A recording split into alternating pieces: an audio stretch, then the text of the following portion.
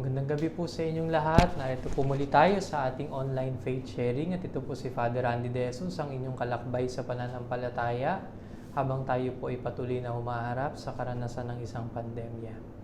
Upang simulan po ang ating bahaginan, inaanyayahan ko po kayo na buksan ang ating mga puso't kalooban at pakinggan ang pagbasa ng mabuting balita ng Panginoon ayon kay San Mateo. Sa ngalan ng Ama, ng Anak at ng Espiritu Santo. Amen.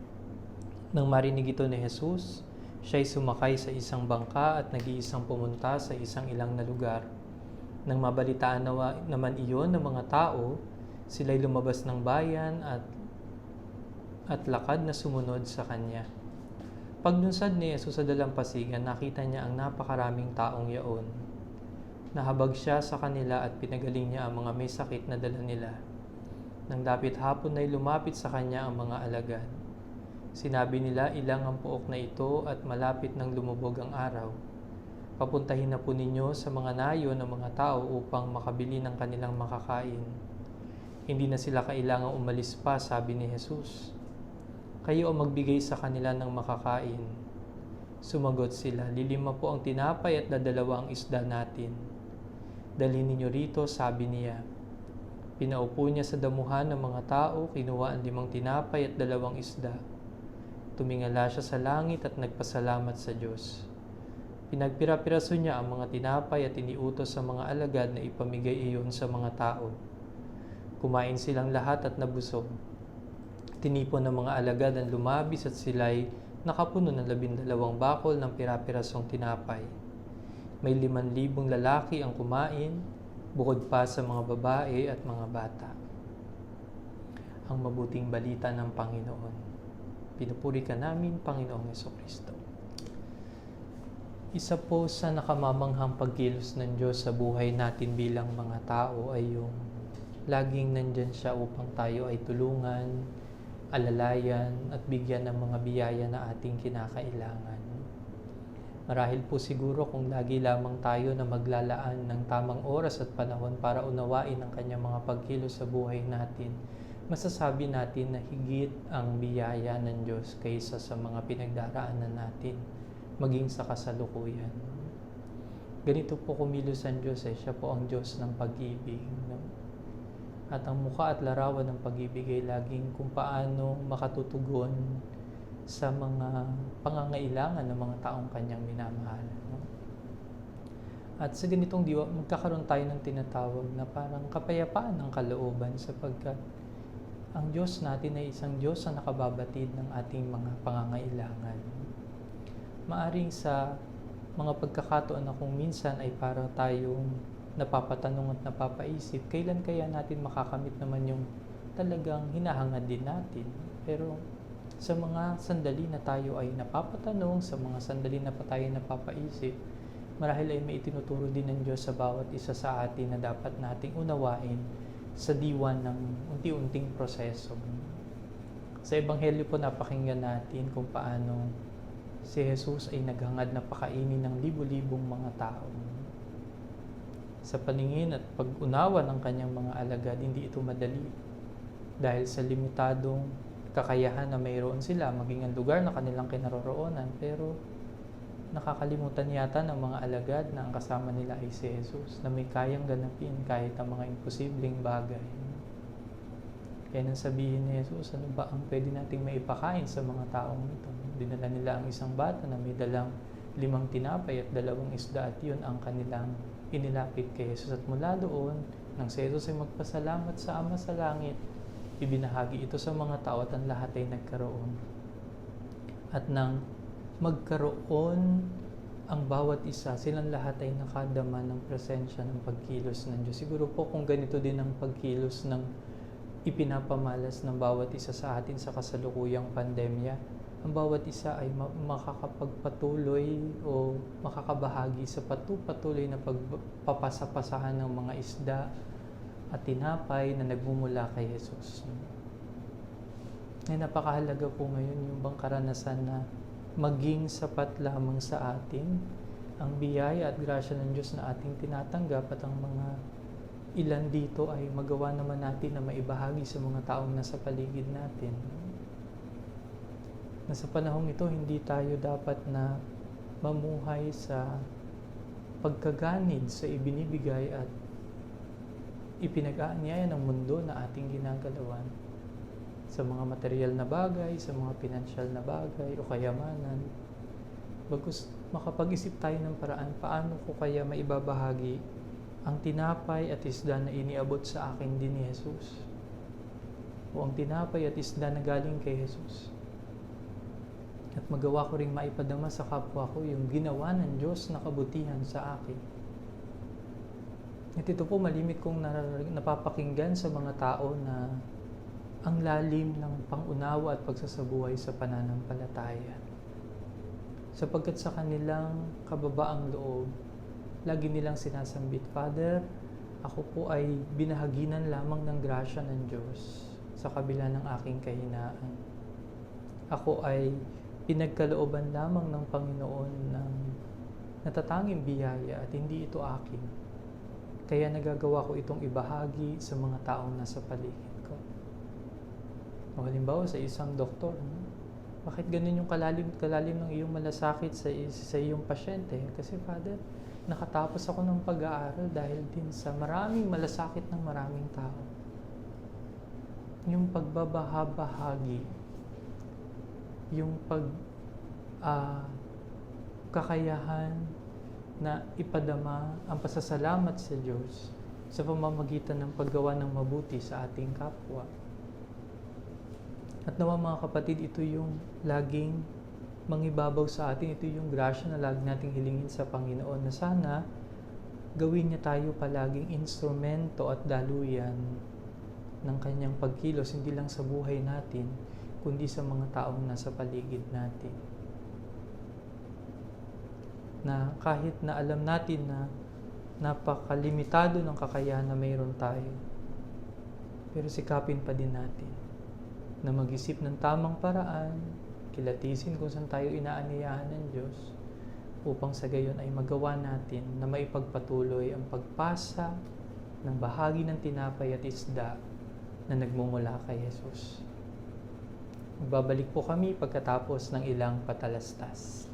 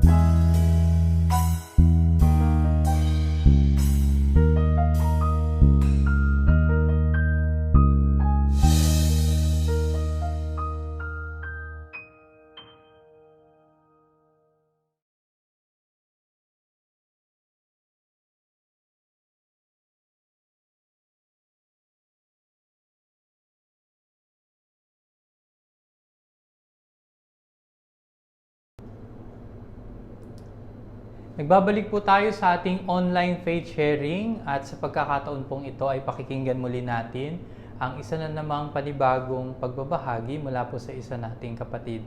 Siya po ay walang iba kundi si Ate Agnes Borillo at siya po ang magbibigay sa atin ng kanyang mga karanasan, lalo tigit sa mga pagkakataong ito na tayo po ay nakakaranas ng isang pandemya. Tawagan po natin siya.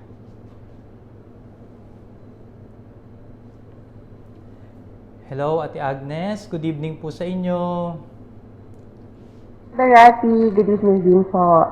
Pakilala po kayo, Ate Agnes, sa mga nanonood po sa atin ngayong gabi.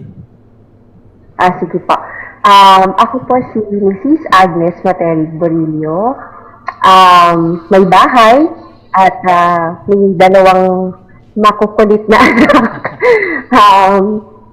Ito po ako nakatira sa Covina. Napakalapit po sa seminary, kaya po kami ay blessed na blessed sa aming buhay. Kumusta po kayo, Father? Okay naman, awa ng Diyos. Salamat, Ate Agnes, sa iyong pagtanggap sa aming paanyaya kahit na alam ko na bigla ka at nasabihan ka sa isang napakabilis na paraan. Kamusta po kayo ngayon? Ngayon tayo po ay nakakaranas ng ganitong klaseng pandemic. Tapos syempre po marami na pong nangyayari sa ating kapaligiran. No? Paano niyo po ito inaharap bilang isang pamilya at ano po yung mga natatanging karanasan ninyo sa pananampalataya habang tayo po ay nagpapatuloy sa buhay? Sige po, Ate Agnes. Opo. Katulad po siguro, Father, ng most families, no, napakarami rin namin challenges na pinagdaanan at kinakaharap ngayong panahon ng pandemic, lalong-lalo na ngayong panahon ng pandemic. Isa na po dyan yung kailangang umalis ng aking asawa kasi he's working overseas po eh. So, medyo challenging po kasi halos lahat ng bansa sa buong mundo, may mga protocols po sila pagdating sa quarantine. So, mga ilang bansa po yung kailangan niyang daanan bago siya makarating dun sa trabaho niya. Yun pa lamang po pagsubok na. Kasi kailangan po niyang panatilihin healthy siya given na ang result po ng swab test ay 96 hours lamang daw po valid. So, kung ilang bansa po yung pupuntahan niya, posible po na uulit at uulit siya ng swab testing. Kinakaya naman po kasi ang lagi po namin sinasabing mag-asawa, ano ba naman yung maliit na sakripisyo para sa pamilya at para rin makatulong sa pamilya namin, sa mga kaibigan namin, at saka po dun sa mga taong nakapaligid sa atin na hindi masyadong pinapalad na napakarami po dahil po sa pandemic. Pangalawa po, sa mga challenges namin, ako bilang nanay po, it is very challenging siguro, day to day, kasi kasama ko yung dalawang maliliit kong anak. One is 6 and the other one is 8, pareho pong lalaki. I have to make sure that I am in support of their emotional and mental health. Medyo mahirap po kasing pigilan dun sa age na yun na nandito lang tayo dapat sa bahay. So I make it a point to make them aware of what's happening and how it will impact not only our family but the rest of the people around us. That this pandemic is hindi po siya biro. Hindi po pwedeng gawing biro din natin yung pagtrato sa kanya. Kasi hindi po biro na maraming taong nagbuhos na ng buhay nila at patuloy na nawawala ang mga buhay dahil po doon sa sakit na to yung nangyayari yung COVID-19. So, I kept them educated.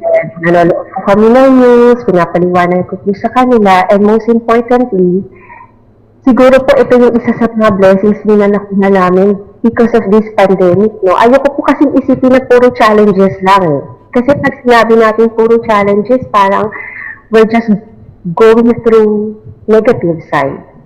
So gusto ko ipakita sa mga anak ko that amidst all these challenges, may blessing tayo. Unang-una, patuloy na may trabaho si tatay.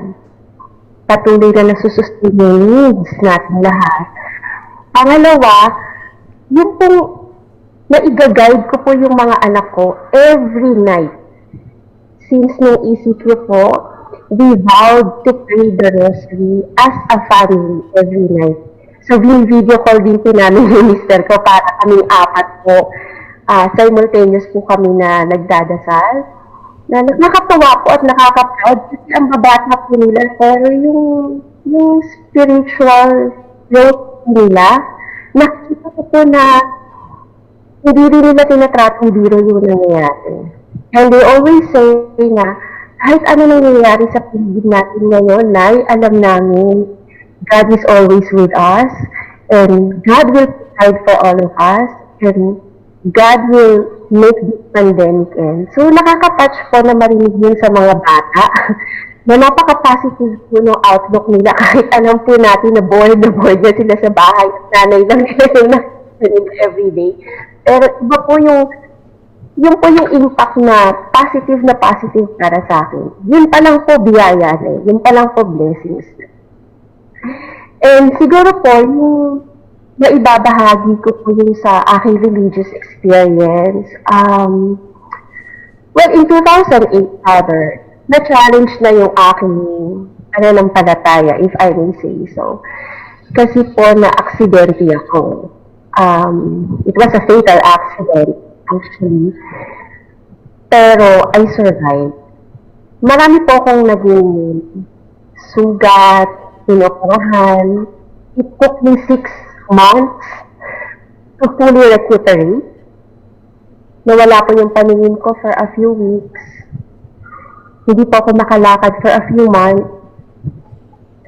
But the fact na binuhay ako ni God, isip ko po, siguro hindi pa talaga meron pa akong purpose or meron pang gustong ipagawa sa akin si God. Or meron din siyang gustong iparealize sa akin. I must say na since I grew up from a poor family, hindi po naging madali ang buhay. Never po. Pero yung kinakapitan ko po yung pananampalataya ako na kung hindi ito ibibigay sa iyo ni God, itong pagsubok na to, hindi ito ibibigay sa iyo ni God kung alam niya na hindi makakayanin. So, maaring mahirap yung pagdadaanan natin along the way, pero kakayanin mo. Kasi kung isipin mo, hindi ikaw yung talagang mag-isang lumaban dun sa pagsubok na yun. Binuhat ka ni God. Last year po, Father, March, every time po na kinakwento ko sa family and friends namin, nagkaka-goosebumps po sila eh. Ito po totoong nangyari. Dito po sa seminary ninyo, last year po, naiyak po ako.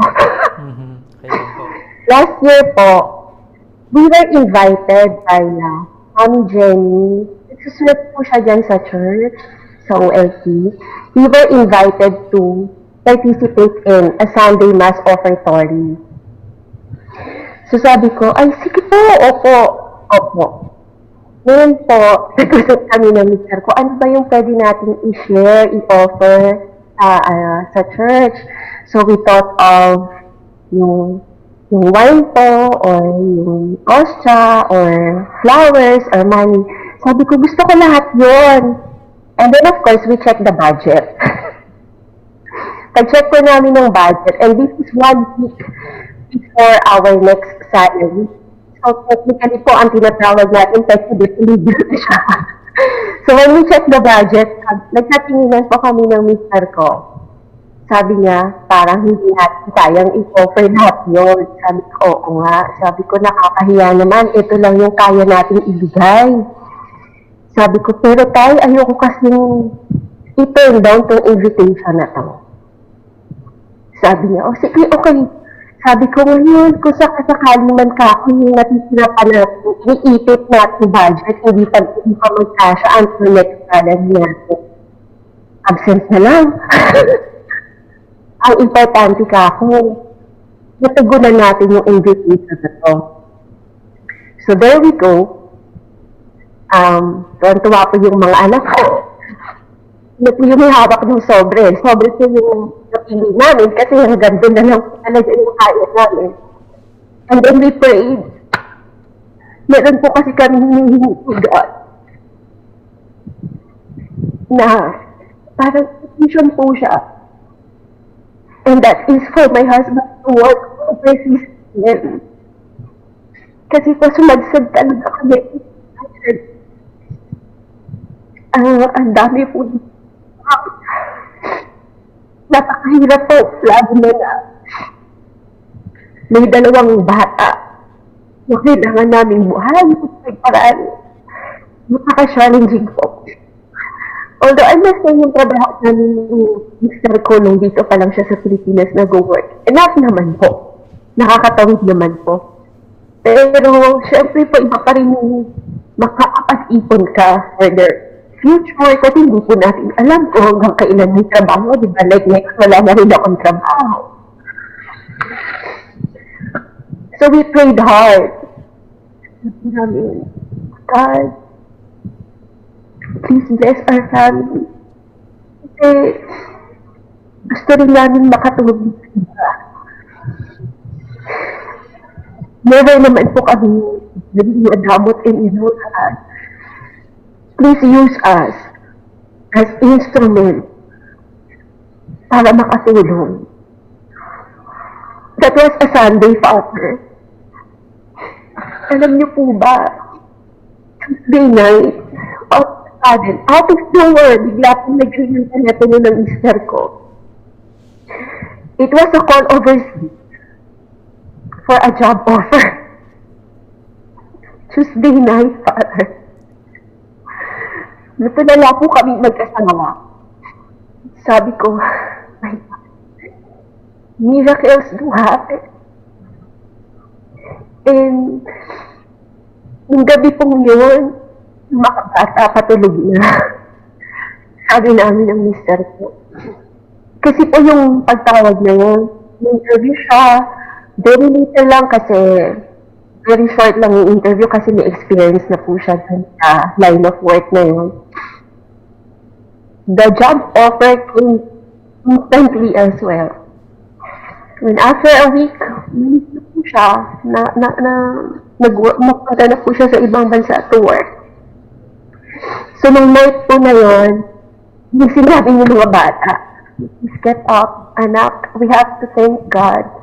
So, nagdasal kami buong pamilya, and we vowed that whatever we promised God, yung Sunday na nag-offer kami, tutuparin po namin. Kaya we vowed po to be benefactors of the seminary. And we promised na tutulong kami sa yung nangangailangan, maaaring hindi malaki, maaaring hindi lahat ng nangangailangan matulungan namin, pero tutulong at tutulong po kami. And this ECQ, this pandemic, yung ECQ, during quarantine, I have been very busy.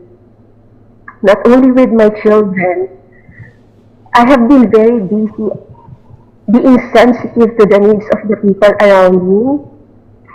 My social media account, dati pa po siyang active because I always strive to serve as an inspiration not only to my friends but to other people as well.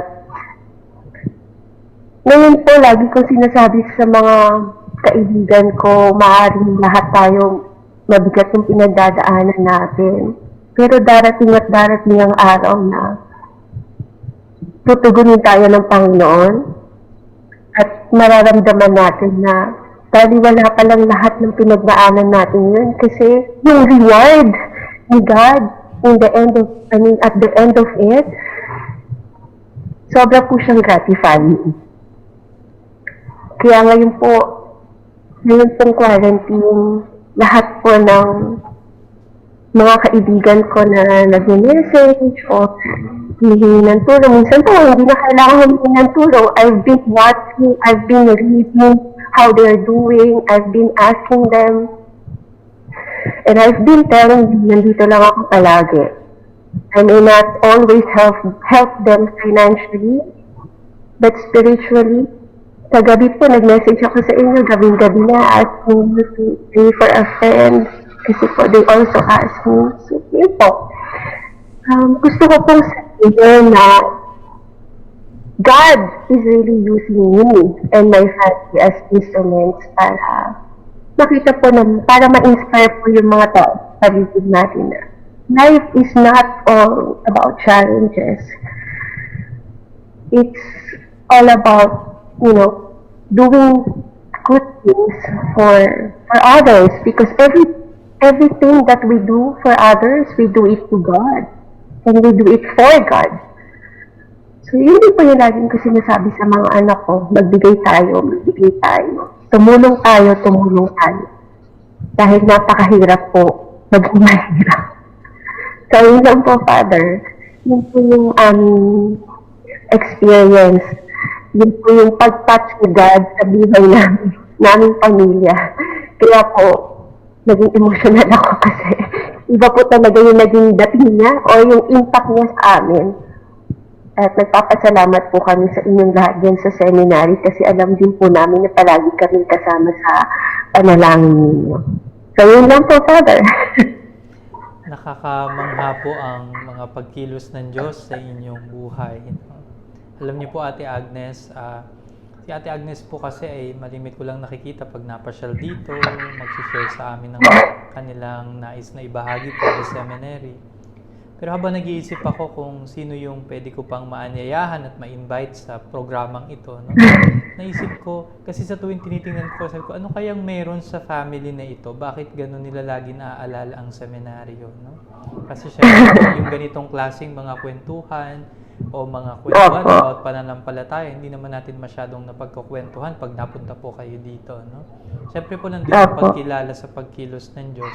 Pero namamangha po ako ngayong gabi kasi ngayon ko po narinig yung tunay na kwento na nagkukubli sa mga ngiti ninyo sa akin, sa mga pagkakataon niyo sa akin, sa mga pagkakataon na nag-iiwan po kayo ng message through messenger, na ang buhay ay talagang punong-puno ng maraming mga challenges, pero hindi natin maikakailan na napakarami ding biyaya na kaloob ng Panginoon para sa atin. At matingkad na matingkad po iyan sa inyong sharing. Halimbawa, sabi nyo nga po, kahit kayo, nagugulat po kayo, yung mga anak ninyo, napaka-positive sa buhay. Alam nila na malaki ang epekto nitong nangyayari. Pero hindi nawawala yung pagpapahalaga sa Diyos. At sa tingin ko po, Ate Agnes, ito po yung mahalaga sa panahong ito. Yung maging positibo tayo. At yung pagiging positibo po ay sa larangan ng ating pananampalataya, ito po ay yung magkaroon tayo ng malalim na pananalig sa Diyos. Na hindi naman po panghabang buhay itong karanasan ng pandemic. Ito po ay magtatapos din. Pero maiiwan itong aral sa atin. At yung aral na yun, mauunawaan lamang natin kapag isinama natin ang Diyos sa mga eksena ng buhay natin. Kaya napakahalaga po, Ate Agnes, nagkagaya po ng ganitong klaseng mga kwentuhan, na kasama po yung mga nanonood sa atin ngayon.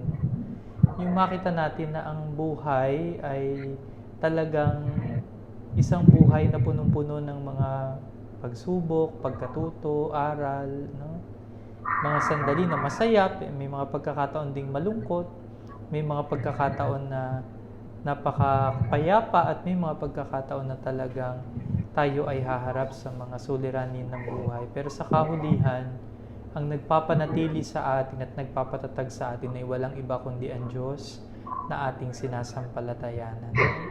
Kaya yung Ate Agnes kasama ang kanyang pamilya na lumalapit noon sa Panginoon, hanggang sa ngayon ay lumalapit sa Diyos, na nakakadama ng mga biyaya at grasya ng Diyos sa iba't ibang kaparaanan. Ngayon, nagiging instrumento na po kayo. Kayo ngayon dinudulot na ng inspirasyon sa mga taong nawawalan ng pag-asa sa buhay. At maraming salamat po dahil ito po ay isang napakagandang pahayag ng ating pananampalataya. Ate Agnes, sa pagkakataon pong ito, ay nais ko pong ibigay sa inyo ang pagkakataon para sa mga final words na nais niyo pong bitawan sa mga nanonood sa atin. Okay. siguro po masasabi ko, unang-una, yung social media po natin masyadong active ngayong panahon na to kasi lahat po, dahil po nasa bahay lang, so, lahat po doon lang nag-uusap-usap, doon nag-update and all. But I just want to make an appeal to everyone to be responsible users po of their social media account. Because anything you post or say in your social media account could either make or break you. It could either dignify or humiliate anyone. So sana po gamitin natin sa positibong pamamaraan.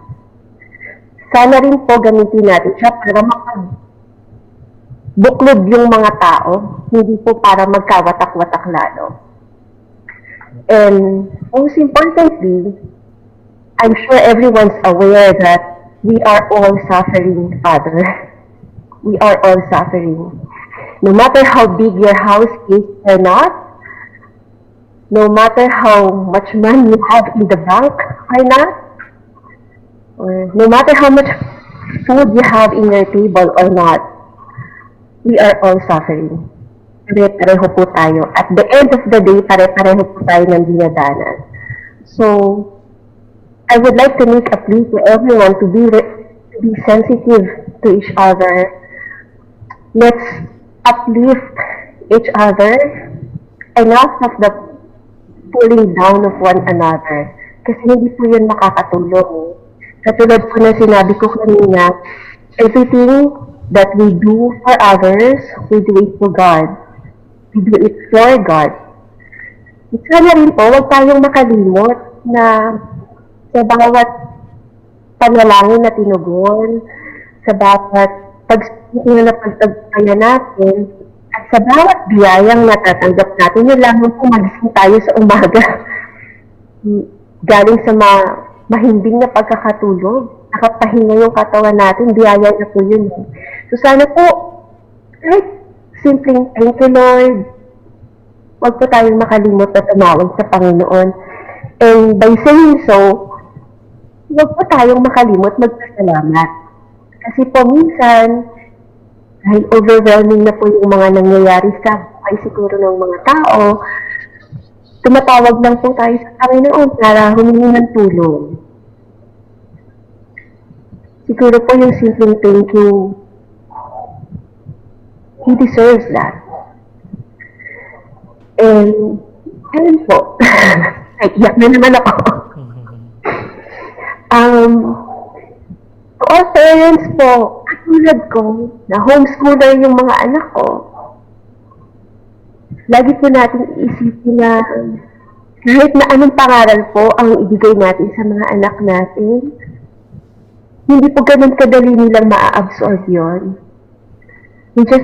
Siguro po ang pinakamagandang gawin is maging example po tayo, maging ehemplo po tayo sa mga anak natin. Kumbaga po, walk the talk. Mas madali po nilang matututunan, mai-imbibe yung positive outlook. Kung nakikita po nila sa atin mismo, hindi po dahil binubungangaan lang natin sila. So, yun lang po, Father. At nagpapasalamat po ako sa pagkakataon na to kasi kung sakasakali po merong mga makakapanood sa atin mamaya sa online page sharing natin. I'm really hoping and praying na marami pong marating na mga taong katulad ko ang pinagdaanan o pinagdadaanan ngayon, yung pinagdaanan namin. Sana po, huwag kayong bibitaw. Kapit lang po. Kasi si God kahit kailan din rin po tayo binitawan. Lagi po siyang sadyang napakarami lang din po siguro na tinutugon. So, nakaschedule po tayo lahat. Kumbaga may appointment po tayo lahat. Darating po yung araw, yung oras na matutugon po lahat ng ating mga inilalapit sa Kanya. At wag na wag po tayo makalimot magpasalamat sa Kanya. Yun po, Father. Maraming salamat po, Ate Agnes. No? Babaunin namin at ng mga nanonood ngayong gabi ang aral na iniiwan ng iyong pagbabahagi sa bawat isa sa amin. At naway patuloy pa po kayo na magdulot ng inspirasyon at maging instrumento rin ng biyaya at pagmamahal ng Diyos sa ating kapwa. Ingat po kayo palagi at makakaasa po kayo sa aming mga panalangin. God bless you po and bye-bye. Salamat, Father. God bless you din po. Okay po.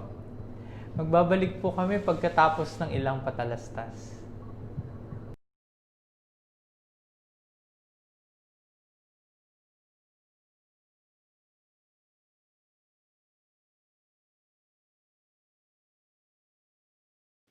Hindi ka kailangang magbago kahit ito'y mas ibig ko. Hindi ka kailangang magsikap ng husto upang ika'y ibigin ko. Iniibig kita, manalig ka sana, ako'y kapiling mo, kahit ikaw pa may mapalayo.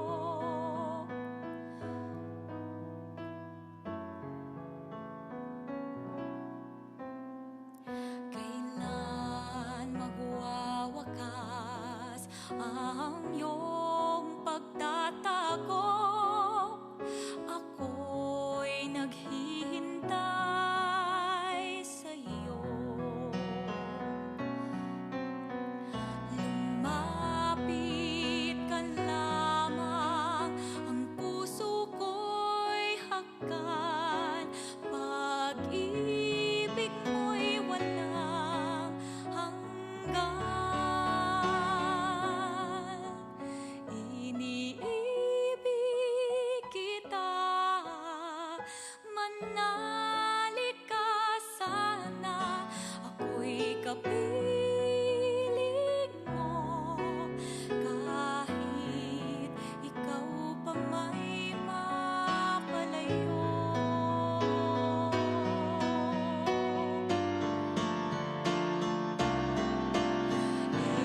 Iniibig kita, manalig ka sana, ako'y kapiling mo, kahit ikaw pa may mapalayo.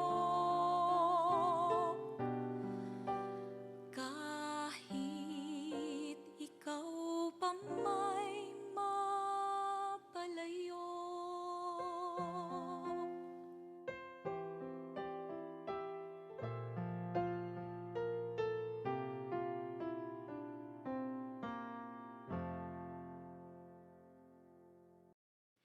Hindi ka kailangang magbago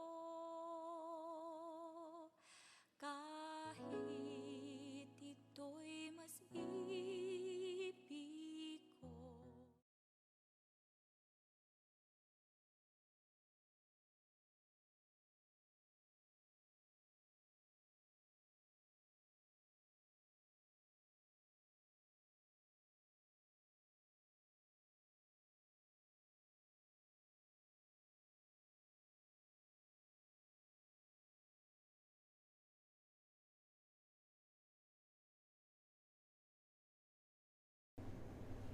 Babalik po tayo sa ating online faith sharing at dumako na po tayo sa ikatlong bahagi at huling bahagi ng ating bahaginan. Sa pagkakataon pong ito ay nais ko pong kilalanin ang mga kasama natin ngayong gabi sa ating bahaginan. Unang-una na po ay si Kenji Villado, bagong seminarista, Dixie Busog, George Nicolay, Lisa Manalo, Eman Cartab V, Lourdes Ambatali, Brother Ivan Joseph de Guzman, Temaridel Encarnacion, Fiel Marlo Monteros, Carlo Gabriel de Jesus. Kamag-anak ko pa yata ito, no? Agnes Borillo, ang atin pong na-interview kanina lamang. Ate Julie B. Jacinto, Brother Aero Fabio, Brother Dan Merjude Torres, Ate Mary Ann Villar, Ate Elizabeth Palacol. Si Father Joel Villanueva, pwede po bang maging guest? Joke lang. God bless your social media ministry. Sure, Father Joel, no? Hindi masama na ikaw ay maging panauhin namin sa ganitong klaseng programa, no? Abangan namin ang iyong pakikibahagi. Salamat din sa iyong blessing sa ganitong klaseng social media ministry. Ate Judy B. Jacinto, Brother Kaloy Malaluan, magandang gabi din po sa inyong lahat. Ate Lisa Manalo, asking for prayer for the soul of my brother-in-law, 7th death anniversary, no? Ruel Ralionsa, no? God bless po. Ate Lisa, Brother Eman Hermino, Ate Mary Ann Villar, good evening Father Andy, good evening din po. I'm praying for you po, ingat po palagi at lagi po tayong kakapit sa Diyos. Ate Ami Canonisado, no? Ate Lourdes Ambatali, Tita Aida Kamunggol, no? Florife Magbuhos, magandang gabi po sa inyong lahat, good evening. Ate Lourdes Ambatali asking for prayer for the soul of Saturnina Balingasa, no? Ate Alma, nakikinig si Ate Alma sa atin. Si Ayen, good evening din po sa inyo, good evening daw po sa lahat. Sabi po ni Brother Eman Hermino, very touching story, Sister Agnes, salamat po sa pagbabahagi and God bless you po, no?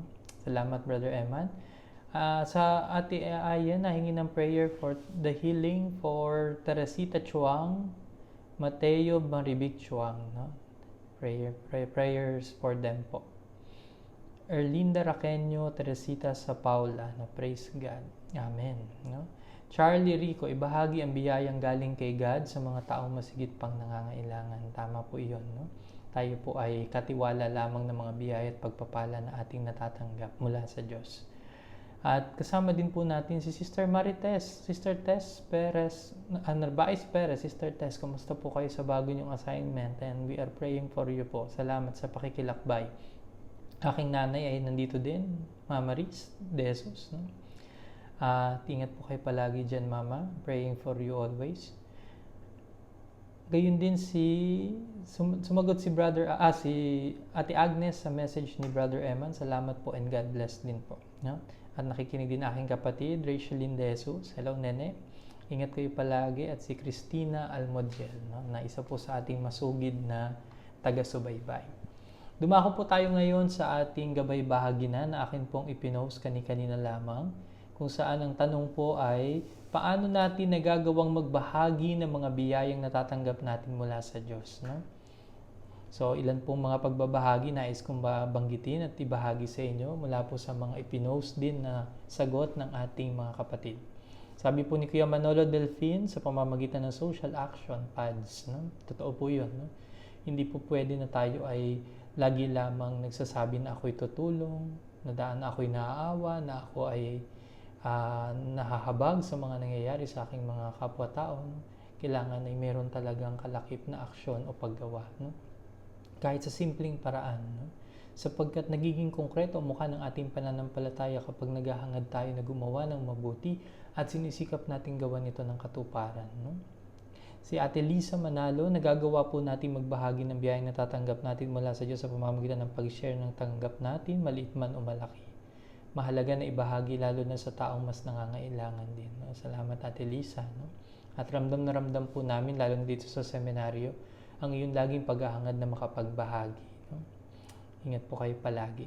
Abacon Herrera, ang biyayang natatanggap natin mula sa Panginoon, material man o hindi, malaki man o maliit, ay binabahagi natin sa pamamagitan ng kusang loob na pagbibigay na walang hinihinging anumang kapalit sa ating kapwa at higit sa lahat, maligaya ang ating mga puso. Na mahalaga po yun, yung kaligayahan ng puso natin na gumawa ng mabuti. Bakit? Dapat ito naman talagang ikatuwa natin. Yung nakatulong tayo sa kapwa natin, gumawa tayo ng mabuti sa kapwa natin, at hindi natin dapat ikatuwa pag tayo nakasakit, kapag tayo nagdulot ng kabigatan, o kapag tayo ay nakapagdulot ng suliranin at problema lalo na sa kapatid natin, no? O sa kapwa natin. Salamat po. Arnold Bara, agree, no, dun sa mga nauna po mga pagbabahagi. Si Kate Mojica, sabi po niya, paggamit ng ating mga kakayahang binigay sa atin ng Diyos. No? Meron tayong sapat na kakayahan at ang bawat isa ay may sapat din kakayahang tumulong at makapagbahagi. Salamat, Kate. Jericho Troops, Father, sa tingin ko po ang kakayahan natin na magbahagi ay nakaugat sa ating karanasan ng kagandahang loob o sa karanasan ng kagandahang loob ng Diyos sa atin. We are able to love because He first loved us. We are able to give ourselves because He gave Himself to us first. A giving hand is a manifestation of a grateful heart. As the Apostle Paul once said, I cannot give what I do not have. Therefore, the root of our being able to give is the love that never tires to give. That's true, no? Tayo po lahat ay may kakayahang magmahal, no? At ang pagmamahal na ito ay nakaugat sa pagmamahal ng Diyos sa atin. Kaya nga, ang dapat lagi nating pinagsisikapan ay kung paano natin magagawang i-express o ipadama ang pag-ibig na yun sa maraming konkretong paraan, hindi lamang sa larangan ng salita, bago sa larangan ng ating pagpapadama ng ating presensya, ng ating pagiging nandyan sa mga tao na sa paligid natin, lalo na sa kapwa natin at sa mga kapamilya natin. At yun bang ang mukha at larawan ng pag-ibig ay mauwi sa isang karanasan ng pagsasabuhay na kaya kita binibigyan kasi mahal kita. Kaya kita iniisip dahil mahal kita. Kaya kita kinakamusta dahil mahal kita. Kaya sinisikap ko na maglaan ng ilang bahagi ng aking kayamanan, ng aking ari-arian o ng aking pera upang sa gayon ay maipahayag ko ang pag-ibig ko sa larangan ng marami pang pagkakataon at sitwasyon. Salamat po. Jericho Troops. Sabi ni Ate Susan Trajano, by being sensitive to the needs of the people, whether they're close to us or not, whether they're relatives or not, sa abot ng ating makakaya, bahaginan natin sila. No? Hindi lang yung mga close sa atin, kundi lalo tigit yung mga tao na alam natin na talagang higit nangangailangan ng tulong sa simpleng paraan man na kaya natin. No? Yung pagsimpleng pag-abot ng makakain, lalo na sa mga frontliners. No? Yung pag-iisip natin kung paano nila inilalagay ang kanilang sarili sa banta na dulot ng ganitong klaseng virus, pero para paglingkuran tayo, para alalayan tayo, para samahan tayo at ibigay kung anong pangangailangan na nais natin. Yung pagiging frontliner po ngayon ay hindi lamang para sa mga nurse, hindi lamang para sa mga medical health workers, bagamat sila yung pangunahin dito, pero yung mga nagde-deliver ng pagkain, yung mga nag-aasikaso sa atin para sa maayos na daloy ng mga pagtitingin ng mga kumilagnat ba ang isang tao, yung pagtingin ng tamang temperatura, yung simpleng pag-spray sa mga kamay para magkaroon tayo ng disinfectant or alcohol or hand sanitizer. At maging yung mga tao na sinisikap na maging matapang at matatag, no? Para lamang matugunan ang pangangailangan ng pamilya, ng mga mahal sa buhay. Salamat po, Ate Susan. Sabi ni Ate Angie Maramba, one way for me to thank God for all His blessings is to serve Him without any reservation, and hopefully, I'm true to my promise as a member of the Liturgy of the Eucharist in our parish, doing all my assignments and duties despite sometimes of the unfavorable circumstances. Also to thank God for all the goodness I tried to reach out even in small ways to those in need, whether financially or through other means. No? Okay lang po yun, Ate Angie, kahit simple at maliit na paraan lang. Ito ay nagdudulot ng malaking karanasan ng pagkilos ng Diyos sa buhay ng taong ating ginawa ng kabutihan. Sabi ni Reginald Macaraeg, nagagawa ko pong magbahagi ng natatanggap na biyaya galing sa Diyos sa pamamagitan ng pagbibigay ng tulong nang hindi umaasa na may kapalit ito. Pinagdarasal ko po sila at sinisikap na maabutan ng tulong hindi lang sa material, maging sa spiritual. Salamat po and God bless. No? Pagbahagi ng tatanggap na biyaya. No? Kung anong tinanggap, hindi ng pagsikyo pang ibahagi at ibigay.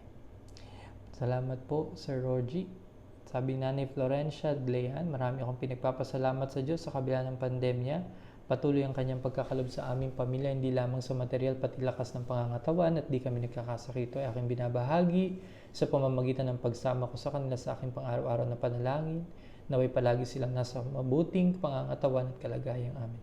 Malaking bagay po ang pagdarasal, Nanay Florencia. Alam ko po kayo ay senior citizen na, kaya po sa napakalimitadong kakayahan na mayroon kayo ay napakalaking bagay po ang ipagdasal ang inyong mga mahal sa buhay at ang mga taong naghahangad din ng kagalingan, kaligtasan at kalakasan. Salamat po Nanay Florencia. Sabi naman ni Ate Ligaya Tukayaw, sa pamamagitan ng pag-share kung anong meron tayo, pwede natin i-share ang time, talent, and treasure. Time, kung nangangailangan ng kapwa natin na makikinig sa kanila kapag may problema. Talent, kung magaling tayong kumanta, di mag-join tayo sa choir at awit sa misa. Na treasure, kung material na bagay na ma-share natin sa kapwa. So, yung buhay natin ay hindi lang basta buhay, kundi ito ay may kalakip na mga talento, kakayahan. No? At ito ay tatanda at ipinagkaloob ng Diyos sa atin hindi para sarilinin, kundi ito ay magsilbing pagpapahayag ng kanyang pagmamahal, hindi lang para sa atin, kundi sa mga taong nakakasalamu at ginagawa natin ang mabuti.